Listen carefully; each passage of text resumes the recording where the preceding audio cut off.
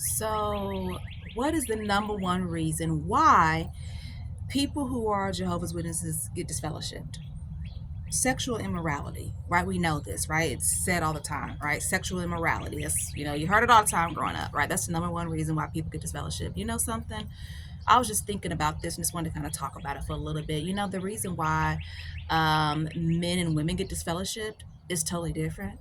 Like the reason why, you know what I mean? And I bet the age, right? The age as to when this is happening is probably significantly different too, right? For a woman, I bet, just my own personal opinion with the work I do, it's about them late 20s and early 30s. For a woman who's especially always grew up as one of Jehovah's Witnesses, and you get to feeling vulnerable and so much is going on, you know what I mean? And maybe you never had any, it's just so many reasons why. But here's my point for today's video. Young lady, watch your back. Please watch your back. I'm gonna give you two examples real quick, okay? I'm Myra Cassidy, empowerment coach, religious trauma specialist, writer, actress, speaker, and you're watching Sisters Living with Religious Trauma Syndrome. What's this about? Real quick, about me trying to raise awareness to an emerging field that of religious trauma syndrome, because unfortunately I have it and it's horrific. Yes, I'm an active witness. I get that super confusing. What that looks like is I worship at home and I have a limited congregation with the contact with the congregation because I have no choice. Also, I coach though, right? This is a coaching space. It is not therapy. And I do coach. Yes, I do. Active witnesses, inactive, disfellowship, and exJWs. There's more information about that in the comments below. And please subscribe to my YouTube channel because that helps me out a whole lot. And I do not represent the Worldwide Association of Jehovah's Witnesses. Let me give you these two examples that I'm thinking of really quickly. In the work I do, it's like, oh my goodness, this happens a lot. When talking to people, you hear, I met him when he was disfellowshipped. It's never a good situation. I'm telling you, in my opinion, those are some of the worst ones.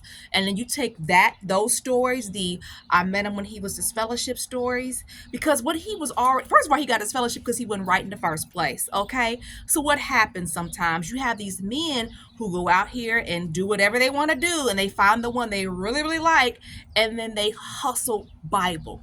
Right? They hustling Bible. Oh yeah, I'm about to marry her and she gonna be a witness. We gonna keep going.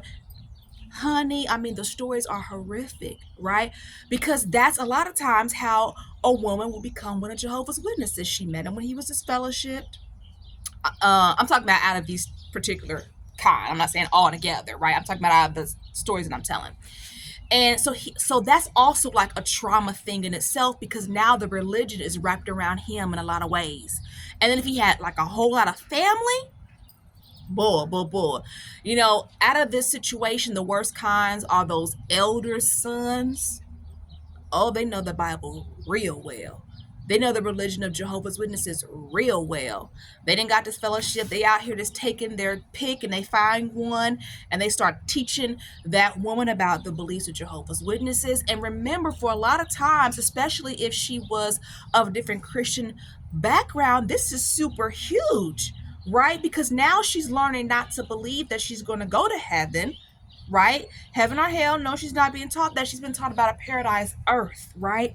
It's just, and then she gets married and becomes baptized, and this fool is mistreating her. Before she can blink her eye, boop, right? Before the ink can get dry on the I do, he's clowning. He is clowning. Okay, and then you hear these stories about these women who are married to these men mistreating them for years and years and years, and then what happens with the kids that they're having, and all kinds of horrible stories, and he never changes his behavior. What happens? He either cheats with another person who's one of Jehovah's Witnesses, or cheats with someone who's not one of Jehovah's Witnesses. It just gets into a whole bunch of mess. So I'm telling you, please watch your back. Watch your back. All women out there, I don't care what you believe in. If you meet a man and he's talking about, well, I'm one of Jehovah's Witnesses, but I'm disfellowship, and they disfellowship me because I did the, run as fast, run, get out of there, get out, run, delete his number, block, delete, block, and do not take that fool's calls no more. That's one example I wanted to share. The other example is this one. I thought about this and I was like, oh my goodness, when you hear stories of y'all was dating, okay, you were both witnesses, baptized witnesses, dating. All of a sudden he calls you and he's like, I don't know how to tell you this, but some happened. I'm about to get disfellowship. Maybe it was a girl at work. You know, how does that story go? This woman at work just kept on me. She kept on me. Or this woman that down the street just kept on me. Whatever. And then what's the request that comes, right? Now remember, he was dating someone in the religion. He's a witness, she's a witness, both baptized. They were supposed to be dating the right way according to the standards of Jehovah's Witnesses. Now he's calling her, talking about, I'm about to get disfellowship. And what comes next? Will you wait on me? Will I wait on you? Hold on. Sister, no.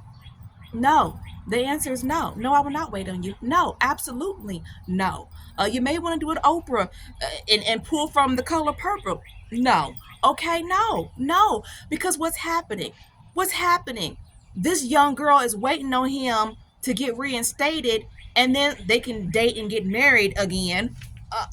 Or get married, not again, but get married. But excuse me, young lady, excuse me.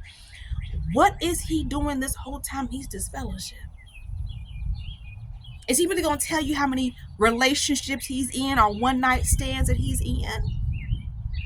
I just had that on my mind. It's been on my mind for a while because it's just, doing the work I do. And like I said, I love the work that I do. I really do. It's good work, right? But you can't help but notice the repetitive narrative that you hear, and you just want to say to people, like if he's talking about I'm a disfellowship, run. And granted, people make it disfellowship because of lies, manipulations, and things like that. It goes both ways, male and female. But there's a lot of that goes on. A lot of that, these abusers are out here just hustling Bible, and you think you got something different, something that you've never seen before, and he is preying on you. So watch your back. All right, see you Sunday. Have a good one. Protect yourself, okay? Protect your children. Heal correctly. I'm out.